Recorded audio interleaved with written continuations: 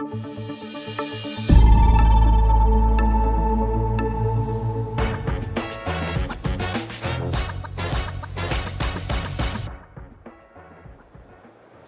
my name's Ashley and I work for a company called Volume Graphics. More on that later. We're here at one of the world's largest exhibitions for quality control, imaginatively named Control. Why do we need quality control? We'll get to that in a bit too. And why are we making a video about it this year? Well, because this year, we've got new neighbours. The Control exhibition is here in Germany, the land of the automobile, or more specifically Stuttgart, which is home to such small automotive brands like Porsche or Mercedes-Benz. And since cars are something most of us are familiar with, why not use them as an anchor for our journey through the world of quality control?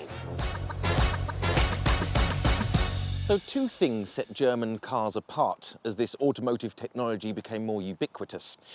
One, perceived quality, and two, reliability. So we'll start with the first one.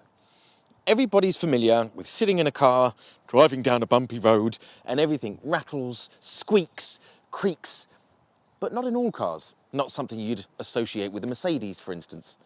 What do they do differently? Well, a car interior is made up of hundreds, if not thousands, of individual little small components, all stuck together with glue or clips. And the better these pieces fit together, the less likely they are to rattle. But in order for them to fit together properly, they need to have really exact sizes. So how do we make sure that they're the right size? Well, we measure them. And that's the first point of quality control. Then next, there's reliability. So nobody wants their engine to go bang. But if it does, it's usually because one of the components will have been the wrong size, the wrong material, or a combination of both. And in order to make sure they keep working, again, we'd have to measure them. How do we do that? Quality control.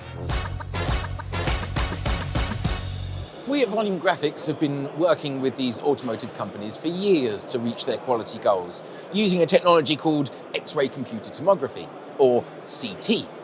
You might know CT from such applications as going to hospital if you've broken a bone. But you also do that with these components that we talked about earlier that you might find in an engine or a car interior. So using X-ray technology, we can actually scan something, digitize it, and create a full-blown 3D model of it. So here's an example. We can now move it around virtually in 3D space, or even virtually slice it in order to take a look from varying angles, to have a look inside, if there's things such as cracks or air bubbles, to make sure that the material is up to the job. But even as amazing as CT is, it does have limits. And for the past 10 years, I've always seen quality through the viewpoint of CT. But 2 years ago, Volume Graphics was acquired by Hexagon. And now I have a whole load of new tools available to me. But Corona's been here, and despite being here for 2 years, I've never been able to get my hands on anything. But now I'm looking forward to getting over and trying some hardware.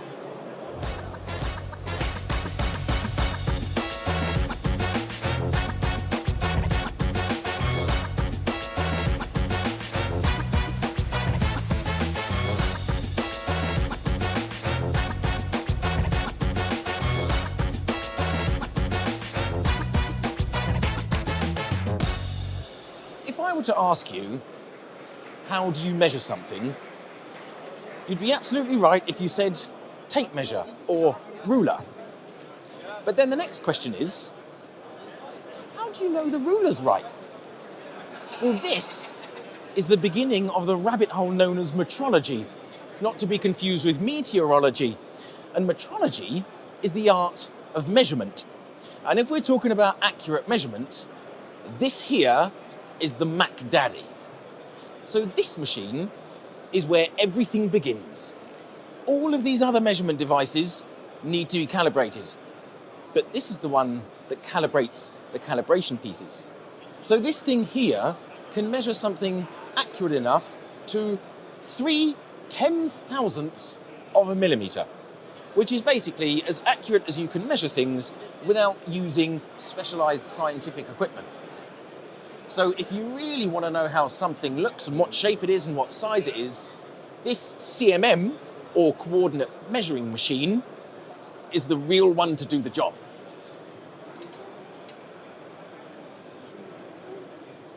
So the way it works is it moves this little probe in space until it touches whatever it's supposed to measure. Once it's touched it, it remembers exactly where it touched it and saves that in the software. Then it moves to the next point and looks where it's touched it and then saves it in the software. And you can see here it's actually running lines up and down, so it can kind of digitize surfaces too. The downside to this super accurate measurement is it is quite slow. But these CMMs have a trick up their sleeve, because you can also stick a laser underneath it. Now, the way this laser works is it doesn't take one point like a probe, it takes thousands of them in a line. And then as it moves across, this line just sweeps across the whole thing, digitizing a whole 3D model. It's faster, but less accurate. So then the question is, if that's how you measure stuff, what do we need all the rest for? Well, for starters, not everything that needs to be measured can fit on a CMM. What if you wanted to measure a bicycle or a car door, for instance? So that is where these things come in. They're measurement arms, and they're portable. And I said I was going to get my hands on some hardware. So these things here can just be moved over to wherever you want to measure stuff, and then you run the laser over and you can see the image being created in real time.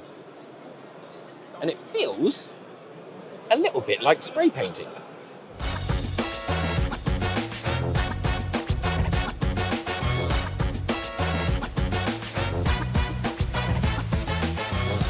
Das ist geil, du.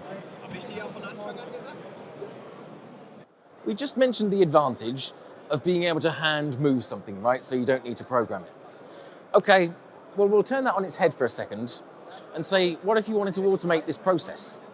Now, we're all familiar with robots, and you can imagine you just tell the robot to move and scan somewhere. Now, what may surprise you is these robots aren't accurate enough for measurements, because we're talking tiny fractions of a millimeter. So instead of just moving the robot, we've got something called a tracker. Now, no prizes for guessing what a tracker does. So it will track these spots here on that robot and use that as a basis for the measurements as to where the robot moves. And there's a way of automating those laser scanners we just saw around the corner. This is an interesting spot. We've already talked about all the different measurement tools and ways that components can be measured, but we've only done it at a component level. And what self-respecting car maker only makes one of each component?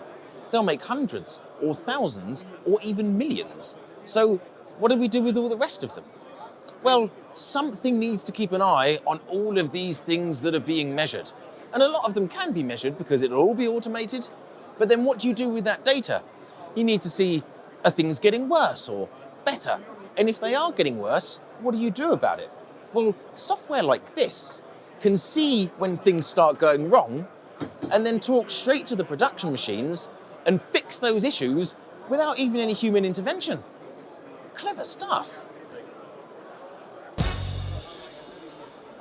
So now I've finally had the opportunity to get my hands on some hardware and get a glimpse into the world of Hexagon. And to be honest, I think it's starting to rub off on me. They're hexagons, by the way.